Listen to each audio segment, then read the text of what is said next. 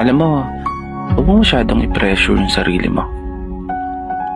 Kasi minsan, sa sobra nating pagmamadali, doon tayo lalong mas nagkakamali. Enjoyin mo lang at maging maingat ka sa bawat takbang. Kalmahan mo lang, mararating mo rin yan. Kahit wala nang gustong makipag-usap sa akin, okay lang. Nagsasalita naman ako mag-isa. Panes! Boom, boom! Panes, panes! Boom! Ipaila-ila na ko sa imong ginikanan ba? Nganong dili mo kunin mo ipaila-ila?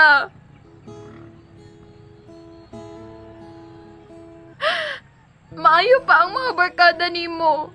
Pinadala na nimo sa inyo ha. Samantalang